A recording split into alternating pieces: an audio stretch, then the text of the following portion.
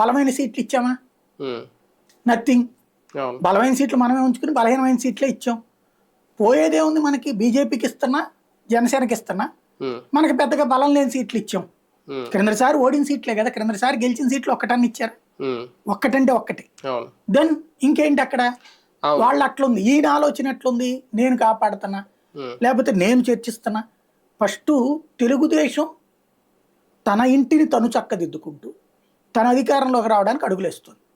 Bharatiya Janata party తన లోపాలు సరి చేసుకుంటూ ఉమ్, ఈ వచ్చిన అవకాశాన్ని వినియోగించుకుని తను ఎదగాలనుకుంటుంది. ఉమ్, వైఎస్ఆర్ కాంగ్రెస్ పార్టీ తనకి తాను గెలవాలనుకుంటోంది, తన పనినే చూపించి వెళ్దాం అనుకుంటుంది. ఒక్క పవన్ కళ్యాణ్ స్టేట్మెంటే నేను తెలుగుదేశాన్ని కాపాడడం కోసం ఉన్నాను, లేకపోతే కనుక భారతీయ జనతా పార్టీ తెలుగుదేశం కలిపినటువంటి అద్భుతమైన పాత్ర నేను పోషించాను, ఉమ్, ఇదే మాటలతోనే నడిచిపోవడం అన్నటువంటిది ఇంతవరకు. అంటే రాజకీయాల్లో చాలా విచిత్రాలు చూస్తాం కానీ, ఎన్నో దశాబ్దాల నుంచి ఎన్నో రకాల విచిత్రాలు చూసాం కానీ, విచిత్రంలోకెల్లా విచిత్ర రాజకీయం ఇప్పుడే నడుస్తుంది. ఎన్డీఏ అలయన్స్ ని గెలిపించండి అనే పదం లాస్ట్ టైం మోడీని కలిసిన తర్వాత అదే మాట అన్నారు ఆయన బయటకు వచ్చిన తర్వాత. జై ఎన్డీఏ అనేది ఫస్ట్ టైం ఎన్డీఏని గెలిపించండి అన్నప్పుడు మనం కూడా డిబేట్ పెట్టాం. మళ్ళీ తర్వాత ఎక్కడ ఎన్డీఏ అనే మాట రాలేదు.